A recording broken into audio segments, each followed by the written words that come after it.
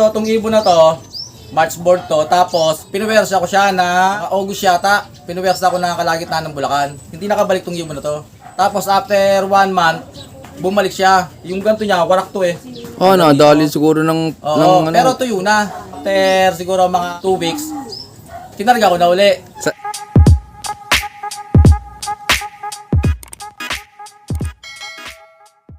Yon na, magandang araw sa inyo mga kaibon. Nagbabalik ang Juan Arturo Vlogs, and for today's video, nandito naman tayo ngayon sa Los Baños, Laguna, at may isang malupit na pigeon panzer na naman tayong nabisita. Kung gusto nang makilala at makita, tara, samahan nyo ako. Let's go!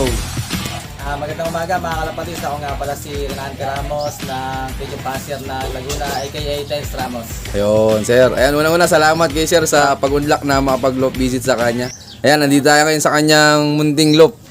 Ayan, bali katatapos lang ata ni sir mag-welding. May ginagawa ko pa ng konti eh. Gawa ng sira na nga rin. Hindi ko na nakakaso kasi mga ibon. Yo. Pero ikaw sir, paano ka nahilig sa pagkakalapati?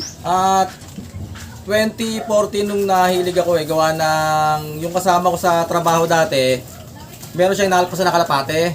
Sabi ko, nahalpasan mo? Eh sabi niya, sa'yo yata ito eh, nakita ko yung kalapate, may sugat sa pakpak. Sabi ko, hindi akin yan. Sabi ko, akin na lang, hiningi ko, doon nagsimula. Okay. Ngayon, nung nanong yung kalapate, sira yung pakpak niya, may damage siya eh. Pero marami siyang mga tatak. Ngayon, nakuha nung doon ako nagsimula mag-ibon. Yun. Tapos anong taon ka sir pumasok sa racing pigeon?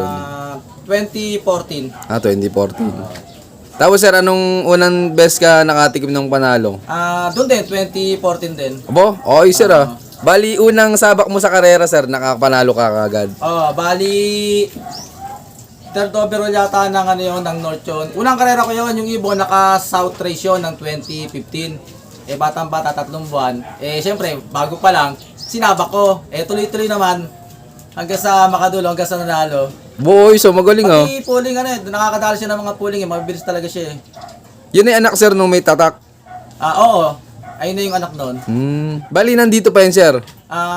Yung nasa kinuha ng tropa yun. Shoutout nga pala kay Ambet Glodo. Walang tira line. Doon pa yung ibon. Ginagamit. Sayang, di natin naabutan dito, Pero ibang winner mo sir na ibon, nandito pa po. Oo. Nandito pa yung isang anak nun. Ayan. Eto nga pala yung nag-champion sa akin nung Northern. Anong year po sir? 2019. Medyo matagal na sir Norte to. Eto na yung natira sa akin. Anak na yan sir nung may tatak sa bakbak. Apo na to. Apo na.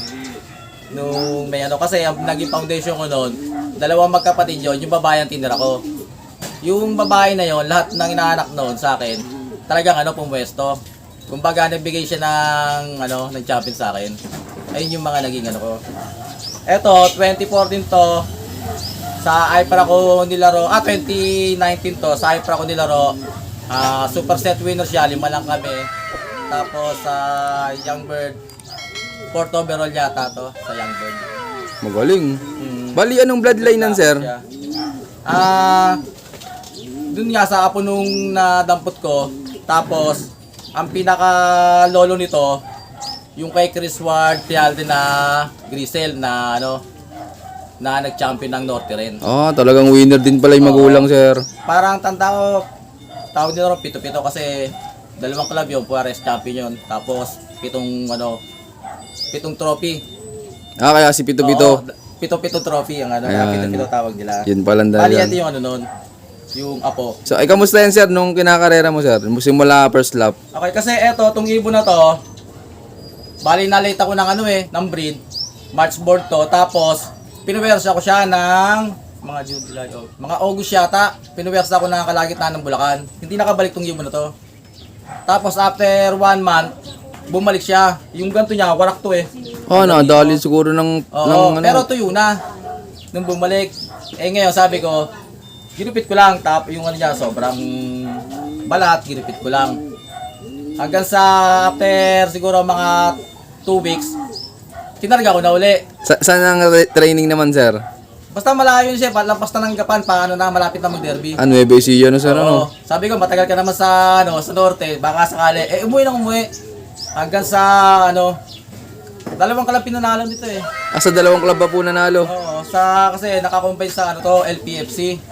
Bali, overall ng champion ng to, LPFC to. Ayun, ang galing ano. Oh. Tapos, lap winner to, dalawang sunod to sa LPFC. Oo, ayos oh. To.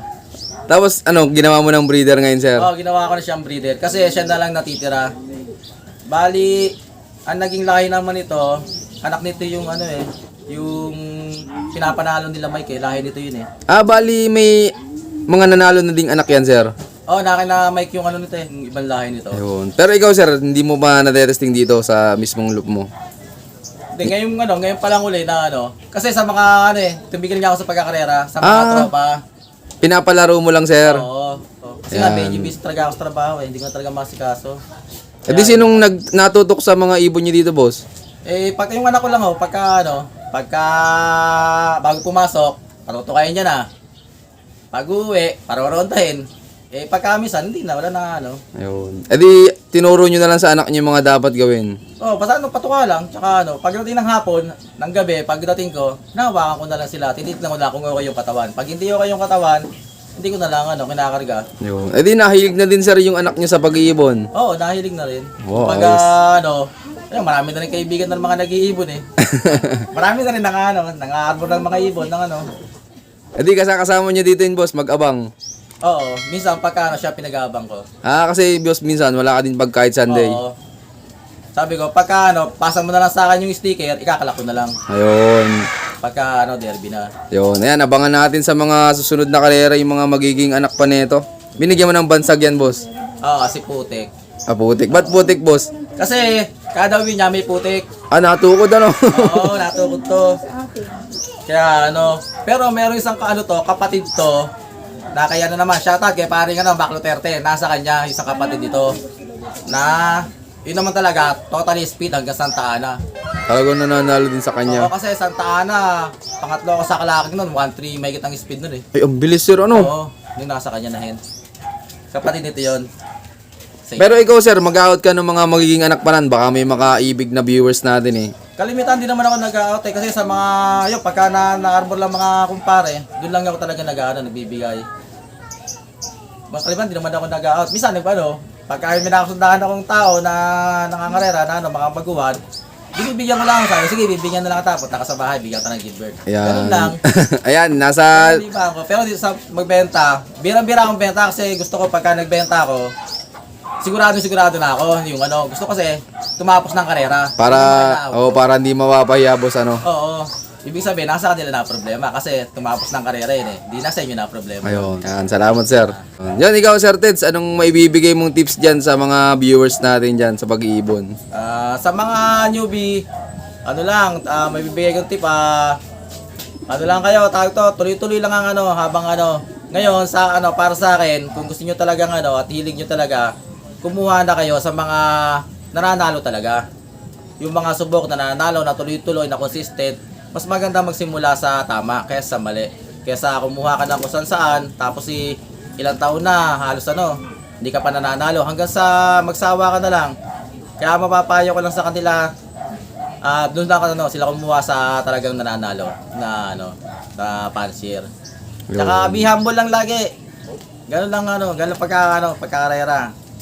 Yan yung pagkakarera, lang yan, weather lang talaga. Pero Sir Teds, gaano kasaya po ba sa pagkakalapati? Masaya kasi nga ako, sobrang busy talaga sa trabaho. Kahit pagdating ng Sabado, abang, karga pa rin ng halos 2014 hanggang ngayon, halos doon na umikot mo mundo ko halos kalapati na rin kahit walang wala akong papaglibangan. Pag nasa bahay, tanggal talaga yung stress ko. Papalipad lang ako. Ganun lang. Thank you po. Muli ako po si Tens Ramos na Pinyong Pansier ng Los Baños, Laguna. I love this game. Yan, maraming salamat nga pala sa patuloy niyong suporta, mga kaibon. At siyempre, Sir Teds, maraming salamat muli sa pag-unlock na makapag-club visit sa'yo. At yun, sir, baka po pala may mga gusto kang shoutout dyan. Shoutout ko lang po pala yung Team X. Sina Fres Gilbert, sina Boss Brian Steven, sina Aling Delson, tsaka sina Big Boss, si Legend Lustre, si Don Lumapies, tsaka yung mga kumpare ko dyan sa Los Baños, kay Macabong, tsaka kay Baclo Terte, tsaka sa lahat ng Pansier ng Laguna. Shoutout sa inyo lahat. Okay. Okay po. Yun shoutout sa inyo lahat at syempre shoutout din sa lahat ng mga patuloy na sumusuporta dyan at abangan nyo pa yung mga susunod kong follow-up visit sa yon. Keep watching and God bless you all. Thank you.